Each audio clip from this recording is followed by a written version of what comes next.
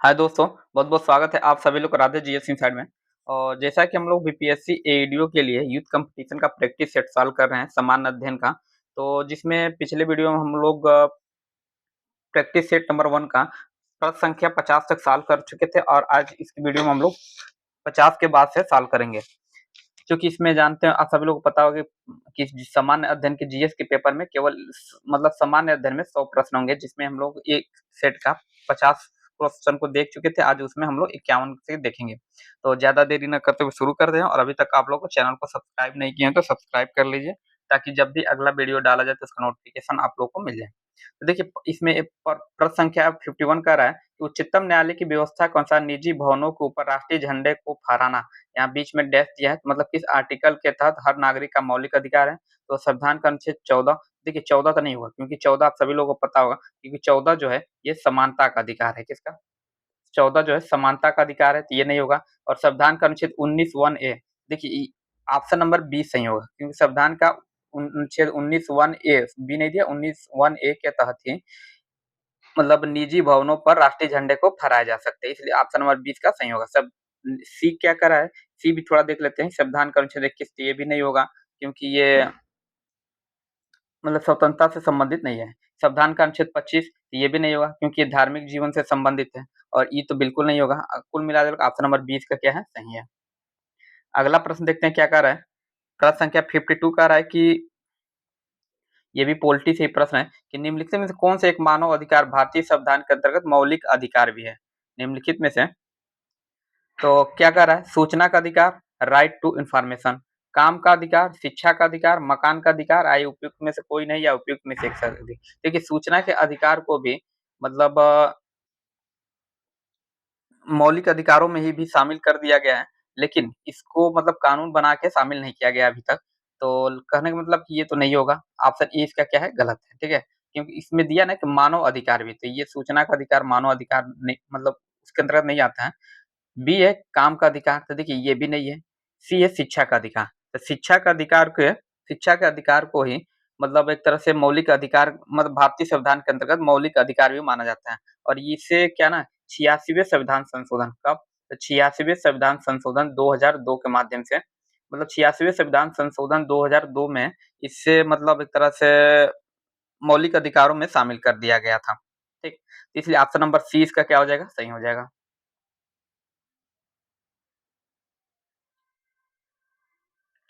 अगला प्रश्न कह रहा है कि भारत के संविधान का निम्नलिखित में से कौन-सा अनुच्छेद प्रेस की स्वतंत्रता से संबंधित है? प्रश्न संख्या 53 कह रहा है, भारत के संविधान के का निम्नलिखित में से कौन-सा अनुच्छेद प्रेस की स्वतंत्रता से संबंधित है?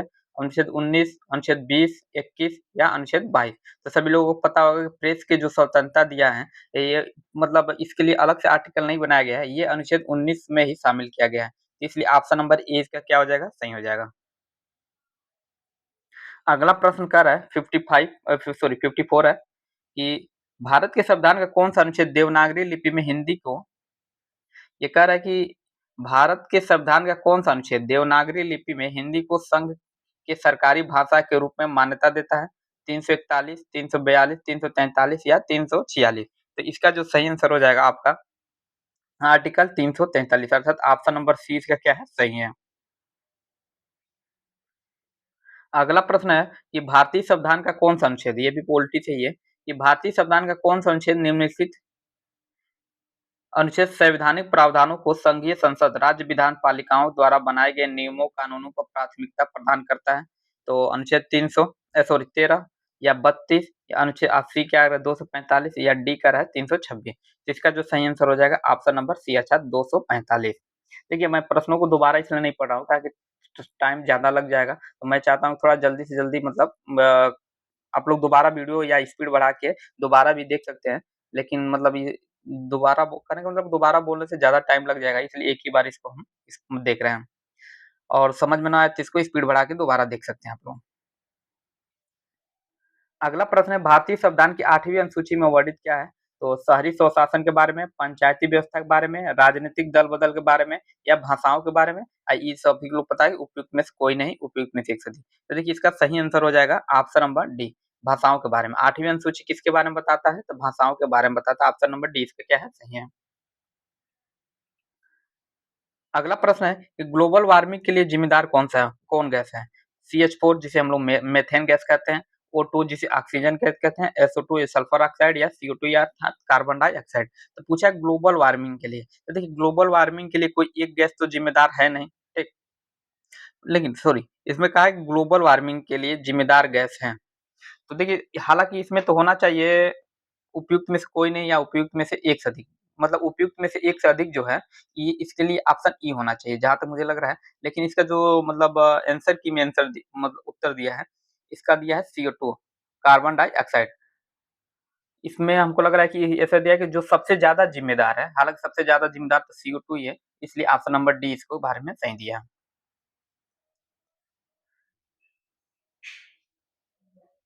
अगला प्रश्न 58 है, ये कह रहा है निम्नलिखित राष्ट्रीय उद्यानों में से कौन-सा एक सही सुमेलित नहीं है?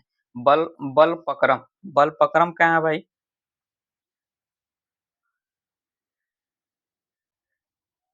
देखिए इसमें कहा है ना कि प्रश्न ये है कि निम्नलिखित राष्ट्रीय उद्यानों में से कौन-सा एक सही सुमेलित नहीं है? तो दिया है बलपक्रम, तो देखिए बलपक्रम राष्ट्रीय उद्यान कहाँ है? मेघालय में, ये तो सही है। बी कह रहा है पन्ना, बिहार से सभी लोग पता होगा जो पन्ना राष्ट्रीय उद्यान है, ये बिहार में नहीं है बल्कि कहाँ है ये? ये मध्य प्रदेश में अर्थात एमपी में, ठीक है? इसलिए ये पूछा कौन-सा सुमेलित नहीं है, तो बी सुमेलित नहीं है, इसलिए ऑप्शन नंबर बी इसका क्या हो जाएगा? सही हो जाएगा। चूँकि गलत पूछा है तो इसलिए ऑप्शन नंबर बी गलत है, इसलिए ऑप्शन बी इसका सही हो जाएगा। और इसका अलग और भी 2 ऑप्शन होगा, उसको भी हम लोग देख लेते हैं। हालाँकि जब एक सही मिल गया है, तो ये तो सही ही होगा, मतलब गलत मिल गया तो ये तो सही ही होगा। तो इसमें कह रहा है गुइंडी, तो गुइंडी कहाँ है? तमिलनाडु में। मोल्लेम कहाँ है? तो ये गोवा में है, ठीक। अगला प्रश्न है निम्नलिखित संघ राज्य क्षेत्रों में से किसमें सबसे कम क्षेत्र वन आच्छादित है? तो चंडीगढ़, पुडुचेरी, दादरा नगर हवेली, दमन एवं दीव या लक्षद्वीप। इसका जो सही आंसर हो जाएगा चंडीगढ़ अर्थात ऑप्शन नंबर ए। देखिए वन स्थिति रिपोर्ट 2021 के अनुसार, हालाँकि ये सॉरी ये जो प्रश्न दिया है 2021 के अनुसार दिया है, ठीक है? लेकिन फिर भी जो नया रिपोर्ट आया उसमें भी शायद चंडीगढ़ ही है, ठीक है? तो ऑप्शन नंबर ए इसका सही हो जाएगा। खैर आप लोग एक बार अपने स्तर पे इसको चेक कर लीजिएगा। अगला प्रश्न है उल्टे और सीधे क्या है? ये एक एनवायरनमेंट से प्रश्न है। तो कह रहा है कि उल्टे और सीधे दोनों प्रकार के पारिस्थितिकी पिरामिड किसमें पाए जाते हैं? संख्या की पिरामिड में, जीव भार की पिरामिड में, ऊर्जा का पिरामिड या उपयुक्त में से कोई नहीं, एक से अधिक। तो इसका जो सही आंसर हो जाएगा जीव भार का पिरामिड अर्थात ऑप्शन नंबर बी। देखिए उल्टे और सीधे दोनों प्रकार के पारिस्थितिकी पिरामिड किसमें पाए जाते हैं? तो जीव भार के पिरामिड में पाए जाते हैं अर्थात ऑप्शन नंबर बी सही हो जाएगा। प्रश्न संख्या 61 का राइट निम्नलिखित में से कौन सा समुद्री जीव जैव निम्नलिखित में से कौन सा समुद्री जैव विविधता के दृष्टिकोण से दुनिया का सबसे समृद्ध क्षेत्र है जिसमें ज्वार नदमुख आप सभी लोगों को पता होगा जो समुद्रों के किनारे मतलब समुद्र के किनारे जब नदियां जाती हैं कहने का मतलब कि ये जो पश्चिमी पूर्वी जो नदियां हैं बंगाल की खाड़ी में गिरती हैं वो एक तरह से डेल्टा बनाती हैं लेकिन जो अरब सागर में नदियां गिरती हैं वो ज्वार नदमुख का निर्माण करती हैं। कहने का मतलब और लेकिन प्रश्न पूछा है कि कौन से समुद्री जैव विविधता के दृष्टि को दुनिया का सबसे समृद्ध क्षेत्र है जिसमें ज्वार नदमुख, समुद्र तट, निकट तटीय पर्यावरण के जंगल, समुद्री घास, प्रवाह भित्तियां, नमक, दलदल और मैंग्रोव के साथ 21 द्वीप शामिल हैं। तो इसका ऑप्शन ए करें मन्नार की खाड़ी biosphere reserve, Nanda Devi biosphere reserve या सुंदरवन बायोस्फीयर रिजर्व या नीलगिरी बायोस्फीयर रिजर्व। देखिए थोड़ा सा दिमाग लगाएंगे ना तो सुंदरवन तो नहीं होगा क्योंकि सुंदरवन नहीं होगा क्योंकि सुंदरवन जो है पूर्वी मतलब सुंदरवन एक तरह से भारत के पूर्वी क्षेत्र में और पूर्वी क्षेत्र में ज्वार नद नहीं बनता है, वहाँ पे डेल्टा बनता है। इसलिए इसको ऑप्शन को थोड़ा बहुत तो क्या है ना कि ऐसे प्रश्नों को एलिमिनेट करना मतलब जो नहीं आ रहा है उसको एलिमिनेट करना भी थोड़ा सी मतलब ज़्यादातर जो कठिन प्रश्न होते हैं एलिमिनेट करने से ही सा साल हो जाते हैं। तो सुंदरबन तो नहीं होगा।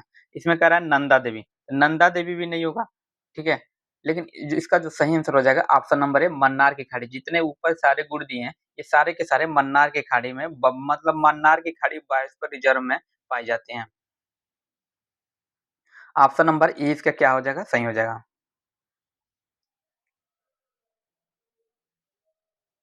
और अगला प्रश्न देखते हैं क्या कह रहा है कि सुर्खिया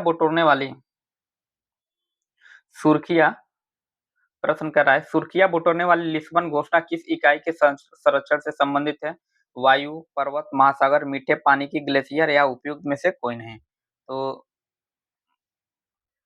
लिस्बन घोषणा किससे संबंधित है? तो लिस्बन घोषणा देखिए ये महासागरों से संबंधित है। ऑप्शन नंबर सी इसका क्या हो जाएगा? सही हो जाएगा।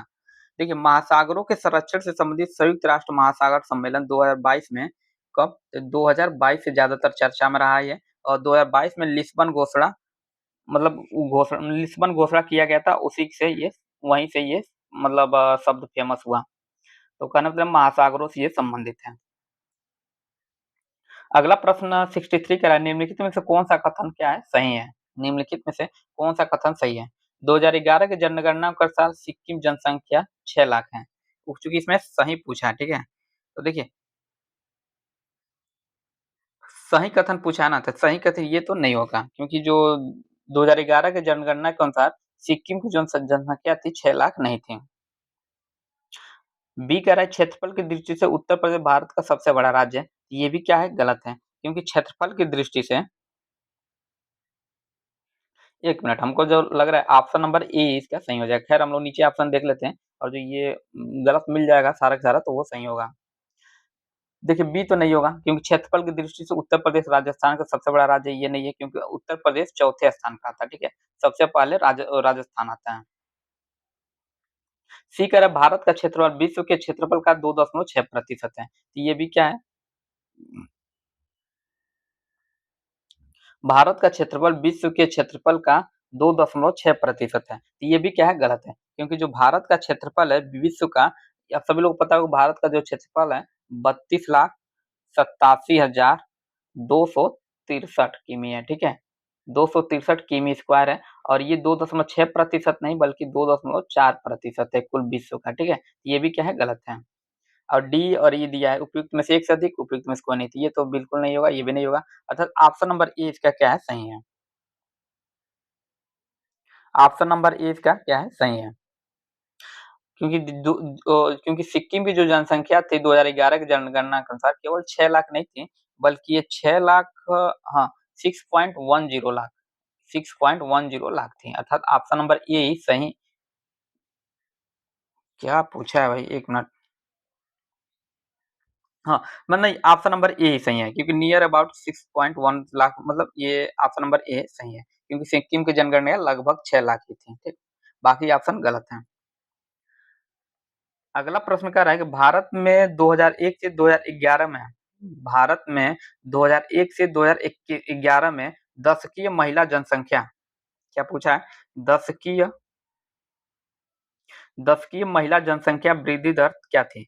21.44%, 18.12% या 23.18% या 17.64% या उपयुक्त में से कोई नहीं, एक से अधिक। तो इसका जो सही आंसर हो जाएगा कितना? इसका जो सही आंसर है ये है ऑप्शन नंबर बी। अर्थात 2001 से लेकर 2011 में से तक दशकीय महिला जनसंख्या वृद्धि दर कितनी थी? 18.12% थी। और अगला प्रश्न देखते हैं, ये भी हो गया। प्रश्न संख्या 65 कह रहा है कुल जनसंख्या और कुल क्षेत्रफल के अनुपात को क्या कहते हैं? आप सभी लोग को पता होगा। 1 मिनट इसको। हाँ, कह रहा है कि कुल जनसंख्या और कुल क्षेत्रफल के अनुपात को क्या कहते हैं?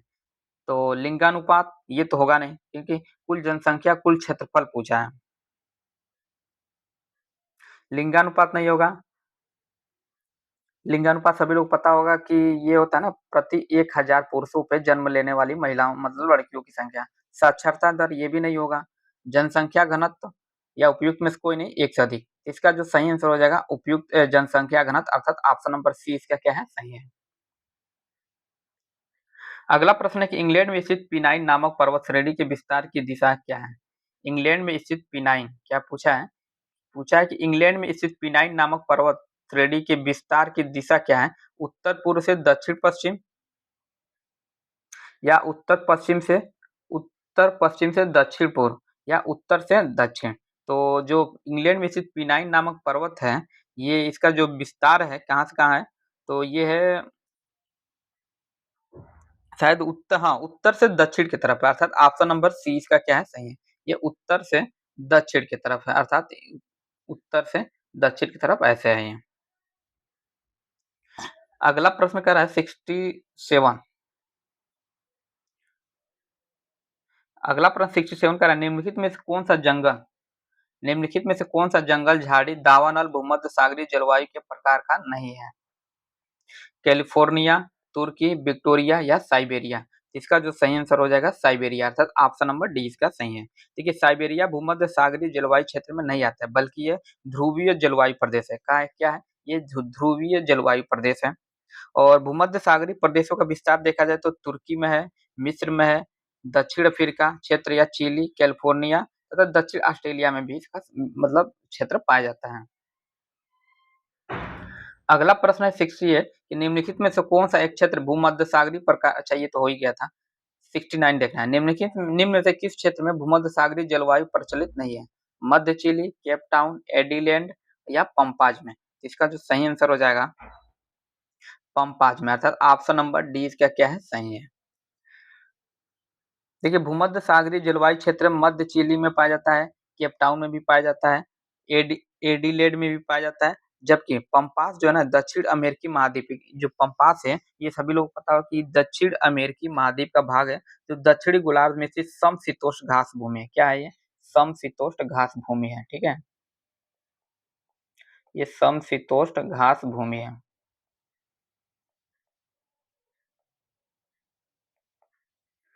खैर तो इसका ऑप्शन नंबर डी इसका क्या हो जाएगा सही हो जाएगा। अगला प्रश्न 70 का है, खगोल वैज्ञानिकों द्वारा खोजे गए, प्रश्न संख्या 70 का है, खगोल वैज्ञानिकों द्वारा खोजे गए अत्यधिक ऊर्जा वाले पार्टिकल अमेतरासु का नामकरण निम्न आधार पर किया गया है, किसके आधार पर? तो अमेरिकन चंद्रा देवी, इटालियन सूर्यदेव, जापानी सूर्यदेव या उपयुक्त में से कोई नहीं या एक से अधिक? तो इसका जो सही आंसर हो जाएगा जापानी सूर्यदेव, अर्थात खगोल वैज्ञानिकों द्वारा खोजे गए अत्यधिक ऊर्जा वाला पार्टिकल अमाटेरेसु, क्या है? अमातेरासु इसको या अमाटेरेसु भी पढ़ सकते हैं, नामकरण जापानी सूर्यदेव के द्वारा, मतलब सूर्यदेवी जापानी सूर्यदेवी के नाम आधार पर किया गया है, अर्थात ऑप्शन नंबर सी इसका क्या हो जाएगा सही हो जाएगा। 61 प्रश्न कह रहा है कि चंद्रमा का सदृश ग्रह कौन सा है? चंद्रमा का सदृश ग्रह कौन सा है? मंगल है, बुध है, पृथ्वी है या उपयुक्त में से कोई नहीं एक से अधिक? इसका जो सही आंसर हो जाएगा बुध है। चंद्रमा का जो सदृश ग्रह है ये बुध ही है। आप सभी लोगों को पता है ग्रहों में मात्र बुध तथा शुक्र को दिखने वाली कलाएं होती हैं, इसी प्रकार की कलाएं चंद्रमा भी पाई जाती हैं। तो मतलब एक तरह नंगी आंखों से मतलब बुध और शुक्र दिखते हैं और चंद्रमा भी दिखता है, इसलिए ऑप्शन नंबर बी इसका सही हो जाएगा। प्रश्न संख्या 72 कह रहा है कि पृथ्वी और सूर्य के बीच अधिकतम दूरी होती है कब? पृथ्वी, आप सभी लोग पता है कि एक मतलब जो जितने भी ग्रहों का जो चाल होता है ये दीर्घवृत्ताकार होता है, अर्थात दीर्घवृत्ताकार में कभी-कभी ये पास में आ जाती है, कभी-कभी दूर में चली जाती है। तो पूछा है कि पृथ्वी और सूर्य के बीच अधिकतम दूरी कब होती है? अपसौर में, उपसौर में, ग्रीष्म संक्रांति, उपयुक्त में से कोई नहीं एक से अधिक? तो इसका जो सही आंसर हो जाएगा, देखिए पृथ्वी और सूर्य से अधिकतम दूरी मतलब पृथ्वी जब सूर्य से अधिकतम दूरी पे होती है ना, तो उसे अपसौर कहते हैं। क्या कहते हैं? उसे अपसौर करते हैं। तो ऑप्शन नंबर ए इसका क्या हो जाएगा? सही हो जाएगा। और ये मतलब स्थिति कब आती है? ये स्थिति जो अपसौर जो है, ये 4 जुलाई को आता है। मतलब लगभग 4 जुलाई को, ठीक? इसलिए ऑप्शन नंबर ए इसका क्या हो जाएगा? सही हो जाएगा। और सॉरी, अधिकतम दूरी को अपसौर कहते हैं और मतलब जब पृथ्वी और सूर्य मतलब अत्यधिक पास होते हैं तो उस स्थिति को क्या कहते हैं? उपसौर कहते हैं, ठीक है? और ये उपसौर वाली स्थिति कब होती है? ये 3 जनवरी को होती है। कब? ये 3 जनवरी को होती है, ठीक? अर्थात ऑप्शन नंबर ए इसका चूंकि अधिकतम दूरी पूछा है इसलिए अब अपसौर होगा और अपसौर ऑप्शन ए में है। अगला प्रश्न कह रहा है निम्नलिखित लौह अयस्कों में से बैलाडीला किसका खनन होता है? बैलाडीला में आप सभी एक प्रश्न ये भी पूछता है कि बैलाडीला खान है कहाँ पे भाई? तो देखिए बैलाडीला जो खान है ना ये छत्तीसगढ़ में है। कहाँ पे है? ये सभी लोग को पता होगा कि ये छत्तीसगढ़ में है। और इसमें किसका खनन होता है? तो देखिए क्या दिया, हेमेटाइट का, सिंडेराइट का, लिमोनाइट का या मैग्नेटाइट का? जिसका सही आंसर हो जाएगा हेमेटाइट का, अर्थात ऑप्शन नंबर ए है। देखिए छत्तीसगढ़ के बस्तर जिले में स्थित बैलाडीला खान उत्तम कोटि के हेमेटाइट लो एज का खनन होता है, अर्थात ऑप्शन नंबर ए इसका क्या हो जाएगा? सही हो जाएगा।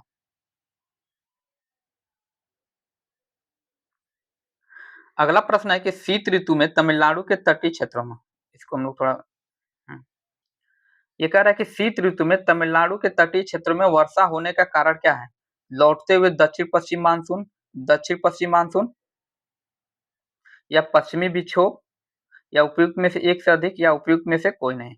तो देखिए इसका जो सही आंसर हो जाएगा उपयुक्त में से कोई नहीं, सॉरी हाँ, उपयुक्त में से कोई नहीं, क्योंकि शीत ऋतु में तमिलनाडु के तटीय क्षेत्र में वर्षा होने का कारण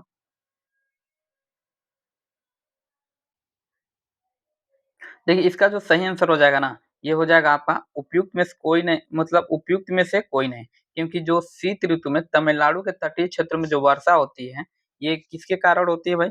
ये होता है आपका उत्तर पूर्व मानसून के कारण। किससे? तो ये होता है उत्तर पूर्व मानसून, जो कि ऑप्शन में दिया नहीं है, इसलिए कोई नहीं हो जाएगा। ऑप्शन नंबर ई इसका क्या है? सही, उपयुक्त में से कोई नहीं। 75 प्रश्न कर रहा है कि हैदराबाद में दक्षिण पश्चिम मानसून की वापसी की समान स्थिति क्या है? हैदराबाद में दक्षिण पश्चिम मानसून की वापसी की समान स्थिति क्या है? 1 अक्टूबर, 15 अक्टूबर, 1 नवंबर या उपयुक्त में से कोई नहीं, एक से अधिक। तो इसका जो सही आंसर हो जाएगा ऑप्शन नंबर बी अर्थात 15 अक्टूबर। ठीक। नेक्स्ट प्रश्न है, ट्रिवार्था के अनुसार भारत की जलवायु किस प्रकार की है? ट्रिवार्था ट्रिवार्था के अनुसार भारत की जलवायु जो है ना, उपोष्ण मानसूनी प्रकार की होती है। देखिए इसके कैसी होती है? उपोष्ण मानसूनी जलवायु, इसलिए ऑप्शन नंबर बी इसका सही हो जाएगा और प्रश्न पढ़ने की जरूरत नहीं है। ऑप्शन नंबर बी इसका क्या है? सही है। अगला प्रश्न 77 का रहा है कि किस रेखांश पर भारतीय मानक समय अपनाया जाता है? किस रेखांश पर भारतीय मानक समय अपनाया जाता है? 78.5 पूर्व या मतलब 78.5 डिग्री पूर्व या 82.5 डिग्री पूर्व और या 87.5 डिग्री पूर्व या उपयुक्त में से कोई नहीं, एक से अधिक।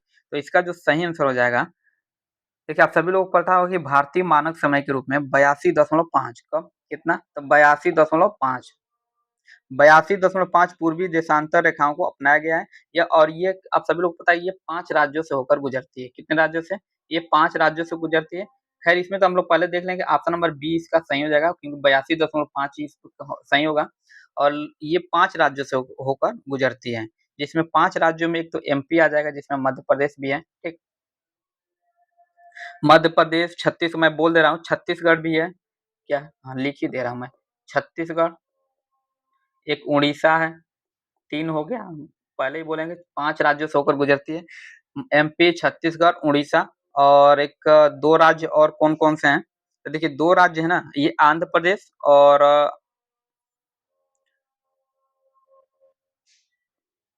हाँ, और आंध्र प्रदेश भी है और उत्तर प्रदेश भी है। आंध्र प्रदेश, यूपी भी है और आंध्र प्रदेश, ठीक है? कुल मिला-जुला के 5 राज्यों से होकर गुजरती है। अर्थात ऑप्शन नंबर 20 का क्या है? सही है। नेक्स्ट प्रश्न है, भारतीय उपमहाद्वीप के पूर्व में मूलतः एक भाग था। भारतीय उपमहाद्वीप पूर्व में मूलतः एक भाग था। तो इसका जो सही आंसर है क्या दिया है? टेथिस का, गोंडवाना लैंड का, पैंजिया का या उपयुक्त में से कोई नहीं, एक से अधिक। तो देखिए भारतीय उपमहाद्वीप जो था गोंडवाना लैंड का भाग था, अर्थात ऑप्शन नंबर 20 का क्या है? सही है। नेक्स्ट प्रश्न है 79 कि ग्रीनविच मध्य समय जीएसटी भारतीय मानक समय आय कितना आगे रहता है? ये देखिए ये प्रश्न तो बहुत बार पूछा जा चुका है, कई बार पूछा जा चुका है, ये प्रीवियस ईयर का ही क्वेश्चन है। तो इसका सीधा-सीधा पहला 79 का प्रश्न 5 दशमलव सॉरी 5.5 घंटा आगे होता है। ग्रीनविच से भारतीय मानक समय 5.5 घंटा आगे होता है, ये सबको पता होगा ये, इसलिए ऑप्शन नंबर ए इसका क्या हो जाएगा? सही हो जाएगा। खैर प्रश्न संख्या 80 देखते क्या कर रहे हैं? कह रहा है कि 1815 में प्रकाशित राजा राम मोहन राय की पहली पुस्तक का नाम क्या था? 1815 में प्रकाशित राजा राम मोहन की पहली पुस्तक का नाम क्या था भाई? जो कि 1815 में प्रकाशित हुआ, प्रश्न संख्या 80 है। तो इसका जो सही आंसर हो जाएगा, तो क्या दे रहा है? वेदांत ग्रंथ, तूफत उल मुआहुद्दीन या भारतीय विलास या शकुंतलम। तो इसका जो सही आंसर है ऑप्शन नंबर बी, तूफत उल मुआहुद्दीन, अर्थात ऑप्शन नंबर 20 का क्या है? सही है। नेक्स्ट है, दक्कन एजुकेशन सोसाइटी के संस्थापक कौन थे? प्रश्न संख्या 81 है कि दक्कन एजुकेशन सोसाइटी के संस्थापक कौन थे भाई? ज्योतिबा फुले, फिरोज शाह मेहता, एमजी रनाडे, बाल गंगाधर तिलक या उपयुक्त में से कोई नहीं या एक से अधिक। इसका जो सही आंसर हो जाएगा बाल गंगाधर तिलक। दक्कन एजुकेशन सोसाइटी के संस्थापक कौन थे? तो बाल गंगाधर तिलक। देखिए दक्कन एजुकेशन सोसाइटी की स्थापना कभी-कभी ना इसका डेट भी पूछ लेता है कब स्थापना हुई थी। इसका जो स्थापना हुआ था ये 24 अक्टूबर कब? तो 24 अक्टूबर 1884 कब 1800 हाँ 1884 में इसकी स्थापना की गई थी। ठीक है, तो ऑप्शन नंबर डी इसका क्या हो जाएगा, सही हो जाएगा। हालांकि इसमें और भी बहुत से लोग थे, बाल गंगाधर तिलक के साथ साथ विष्णु शास्त्री, चिपड़ुलकर, गोपाल गोपाल मतलब ये तो थे, गणेश आगरकर थे, महादेव बल्लाभ थे, नाम जोशी एवं बामन शिवरामन आप्टेन भी थे। खैर इसमें ऑप्शन नंबर डी इसका क्या है, सही है। अगला प्रश्न 82 का है कि अबुल कलाम आजाद प्रश्न संख्या कितना है, 82। कह रहा है कि अबुल कलाम आजाद के द्वारा किस पत्रिका को संपादित किया गया था। अबुल कलाम आजाद के द्वारा किस पत्रिका को संपादित किया गया था, जमींदार को, कामरेड का, या अल हिलाल, या उपयुक्त में से कोई नहीं, या एक से अधिक। इसका जो सही आंसर हो जाएगा अल हिलाल। अबुल कलाम आजाद के द्वारा अल हिलाल पत्रिका का संपादित किया गया था। देखिए जमींदार जो है ना, ये मौलाना जफर अली खान क्या है, तो ये जफर अली खान, मैं यहीं लिख देता हूँ। ठीक है, मौलाना जफर अली, ये जफर अली खान के द्वारा मतलब संपादित किया गया था।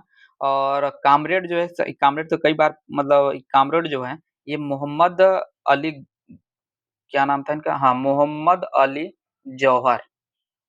जौहर के द्वारा ये संपादित किया गया था। और अल हिलाल तो जो इसका आंसर है। ठीक है, और डी और ई तो होगा नहीं, उपयुक्त में से कोई नहीं, एक से अधिक, ये भी गलत है। अगला प्रश्न 83 कह रहा है कि इनमें से कौन वंदे मातरम समाचार पत्र के संपादक थे। बंकिम चंद्र चटर्जी, अरविंद घोष, बिपिन चंद्र पाल, उपयुक्त में से कोई नहीं, एक से अधिक। देखिए 83 का जो सही आंसर हो जाएगा अरविंद घोष। क्या ना कि वंदे मातरम समाचार पत्र का संपादन किसने किया था, श्री अरविंद घोष ने किया था। कब किया था भाई, तो मतलब प्रारंभ कब हुआ था, ये प्रारंभ हुआ था 6 अगस्त, यहाँ मैं लिख दे रहा हूँ, 6 अगस्त 1906 को। क्या है ना, कभी-कभी ऐसे प्रश्नों को मिलान करने के लिए डेट भी पूछ लेता है। तो 6 अगस्त 1906 को इस समाचार पत्र का प्रकाशन प्रारंभ होता है। और ये क्या ना कि ये अंग्रेजी भाषा में एक साप्ताहिक समाचार पत्र था। ये भी पूछ सकता है कि कौन-सा मासिक था, त्रैमासिक था, तो ये क्या था कि ये साप्ताहिक समाचार पत्र था। और इस पत्र की स्थापना देखा जाए तो 1915 में बिपिन चंद्र पाल ने की थी। लेकिन मतलब पूर्ण रूप से इसे 6 अगस्त 1906 को ही मतलब से माना जाता है। खैर अगला प्रश्न देखते हैं 85, प्रश्न संख्या कौन सा 85 देखना है। ठीक, सॉरी हाँ 84, प्रश्न संख्या कौन सा 84। ये कह रहा है कि किस वर्ष लिटन ने भाषाई आधार पर प्रेस की स्वतंत्रता को प्रतिबंधित किया था। 1878 में, 1872 ईस्वी में, या 1877, या उपयुक्त में से कोई नहीं, या एक से अधिक। इसका जो सही आंसर हो जाएगा 84 का 1878, अर्थात ऑप्शन नंबर ए इसका क्या है, सही है।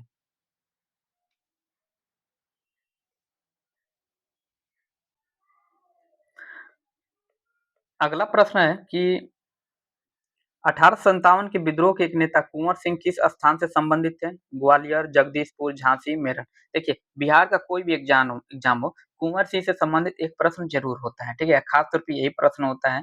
तो इसका जो सही आंसर हो जाएगा ऑप्शन नंबर बी, ये सभी लोगों को पता ही होगा, जगदीशपुर, अर्थात ऑप्शन नंबर बी इसका क्या हो जाएगा, सही हो जाएगा। नेक्स्ट प्रश्न देखते हैं क्या है। देखिए नेक्स्ट प्रश्न कह रहा है कि 1857 के विद्रोह के समय दिल्ली का प्रभारी अंग्रेज अधिकारी कौन था। प्रभारी अंग्रेज अधिकारी कौन था भाई,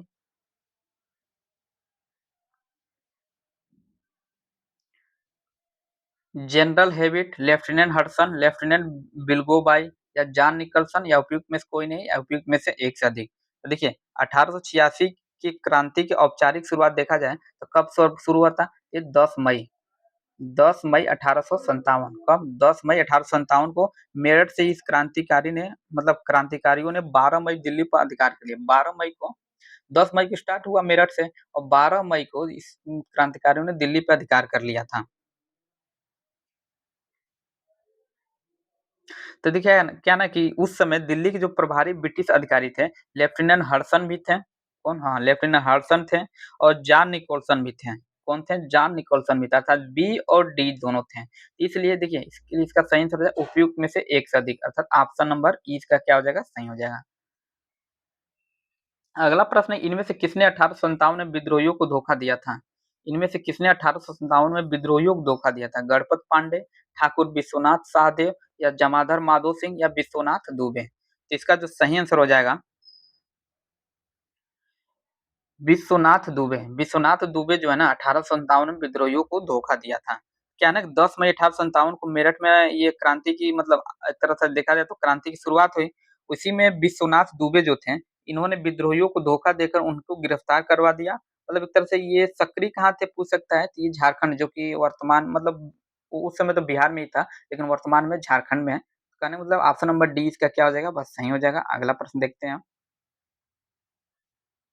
कि शेरशाह की भू लगान क्या है। प्रश्न संख्या 88 कह रहा है कि शेरशाह की भू लगान व्यवस्था की निम्नलिखित में से किससे की मतलब किससे तुलना की जाती है। जमींदारी व्यवस्था से, महलवारी व्यवस्था से, रैयतवाड़ी व्यवस्था, इक्तेदारी व्यवस्था या उपयुक्त में से कोई नहीं या एक से अधिक।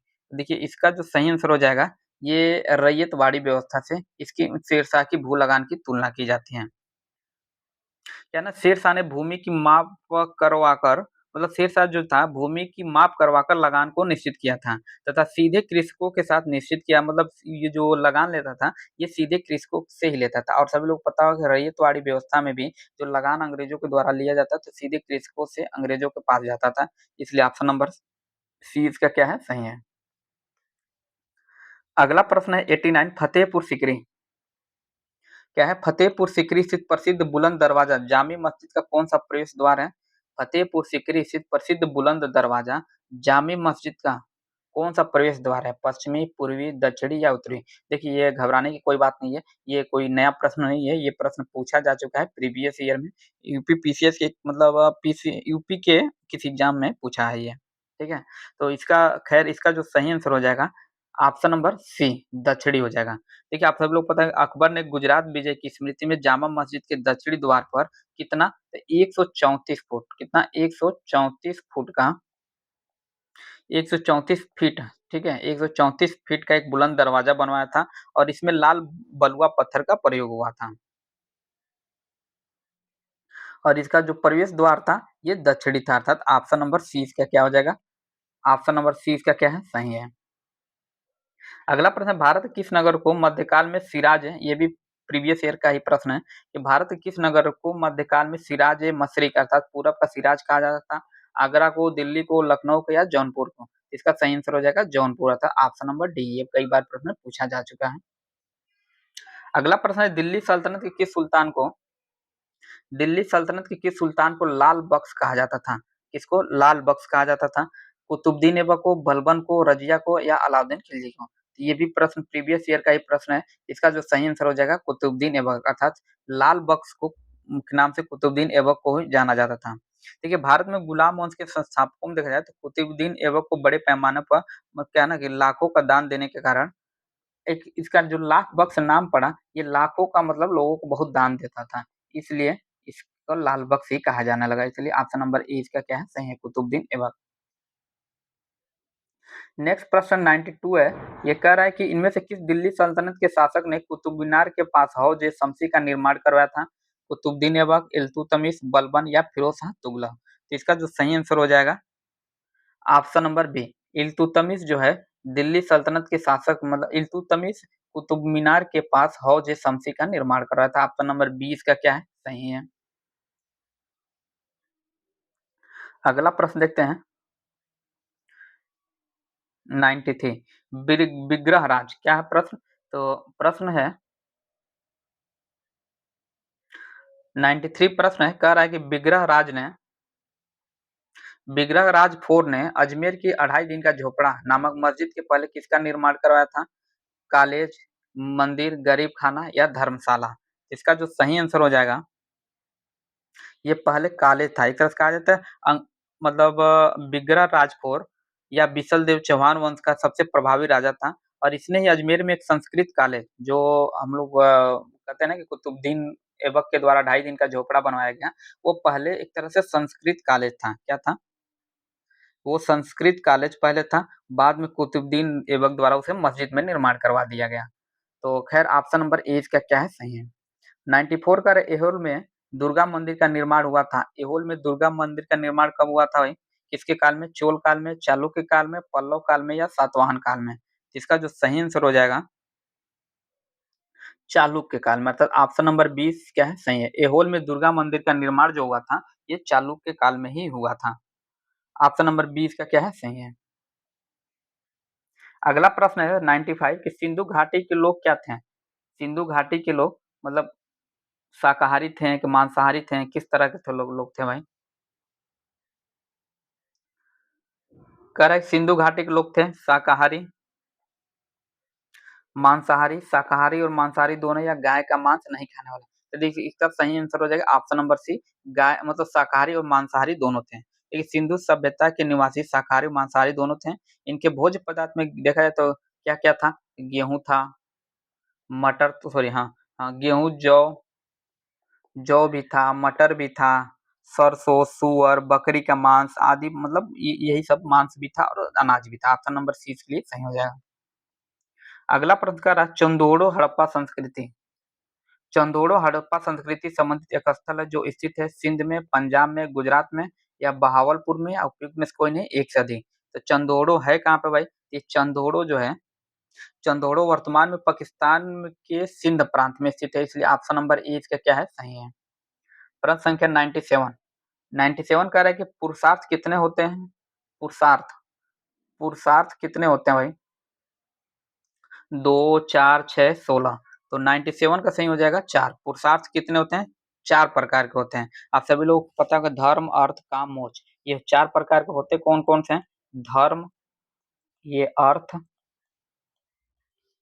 और काम और मोक्ष। ये 4 प्रकार के होते हैं, ठीक है? इसलिए ऑप्शन नंबर बी इसका क्या हो जाएगा? सही हो जाएगा। 98 प्रश्न कर रहा है कि प्रथम मानव जीवाश्म क्या है? प्रथम मानव जीवाश्म भारत के किस नदी घाटी से प्राप्त हुआ है? गंगा नदी घाटी, यमुना घाटी, नर्मदा घाटी या ताप्ती घाटी? तो देखिए ये भी प्रीवियस ईयर का ही प्रश्न है। इसका जो सही आंसर हो जाएगा नर्मदा घाटी, अर्थात ऑप्शन नंबर सी इसका क्या है? सही है। नेक्स्ट प्रश्न 99 का रहा है कि भारत में पशुपालन और कृषि के प्राचीनतम साक्ष्य प्राप्त हुए हैं। अंजीरा से, दम्ब से, किली गुल मोहम्मद से या मेहरगढ़ से? इसका जो सही आंसर हो जाएगा मेहरगढ़ से। देखिए भारत में पशुपालन और कृषि के प्राचीनतम साक्ष्य मेहरगढ़ से प्राप्त हुए हैं। और मेहरगढ़ है कहाँ भाई? ये बलूचिस्तान में वर्तमान में है ये, ठीक है? इसलिए ऑप्शन नंबर डी इसका क्या है? सही है। और इस प्रैक्टिस सेट का लास्ट प्रश्न है 100, प्रश्न संख्या 100 कह रहा है कि प्रश्न कह रहा है निम्न कथनों में से कौन सा कथन सही है? हड़प्पा का उत्खनन 1921 में किया गया था। देखिए पहला कथन क्या है ना? सही है। हड़प्पा का जो उत्खनन किया गया था 1921 में किया गया था और वर्तमान में हड़प्पा पाकिस्तान में है। वर्तमान में हड़प्पा जो है पाकिस्तान में, तो देखिए ये भी क्या है? सही है। तीसरा का हड़प्पा ब्यास नदी किनारे पे है। तो देखिए हड़प्पा जो है ना ब्यास नदी के किनारे पे नहीं है। क्योंकि क्योंकि हड़प्पा जो है ये रावी नदी के तट पे है। कि कहाँ पे? रावी नदी के तट पे है। और नेक्स्ट कह रहे हैं हड़प्पा के उत्खननकर्ता आर.डी. बनर्जी थे। ये भी गलत है क्योंकि हड़प्पा के उत्खननकर्ता ये सभी लोग पता होगा कि दयाराम साहनी थे। कौन? तो दयाराम साहनी थे, ठीक। खैर कहने मतलब तीसरा भी गलत था, चौथा भी गलत था। पांचवा कह रहा है छत्र वाला ताम्र रथ हड़प्पा से मिला है। छत्र वाला ताम्र रथ हड़प्पा से मिला है, तो ये भी क्या है? गलत है। पांचवा भी गलत है क्योंकि छत्र वाला ताम्र रथ हड़प्पा से नहीं मिला है, बल्कि ये मिला है कहाँ से भाई? तो ये मिला है आपका दैमाबाद से, और दैमाबाद वर्तमान में है कहाँ पे? दैमाबाद जो वर्तमान में है ये महाराष्ट्र में है, ठीक। कहाँ पे है? तो ये महाराष्ट्र में है, इसलिए ये भी क्या है? गलत है। 1 और 2 सही है। तो अब देखते हैं 1 और 2 किसमें है? तो देखिए 1 और 2 केवल ऑप्शन नंबर ए में है। 1 और 2 किसमें है? 1 और 2 केवल ऑप्शन नंबर ए में है, इसलिए ऑप्शन नंबर ए इसका क्या हो जाएगा? सही हो जाएगा। देखिए इस मतलब अगले जितना भी मतलब इस प्रैक्टिस सेट होगा, हम चाहेंगे कि एक ही वीडियो में टोटल 100 प्रश्नों को हम लोग कवर किया जाए। तो अभी तक आप लोग चैनल को सब्सक्राइब नहीं किए तो सब्सक्राइब कर लीजिए ताकि जब भी अगला वीडियो डाला जाए तो नोटिफिकेशन आप लोगों को मिल जाए। तो आज के लिए इतना ही।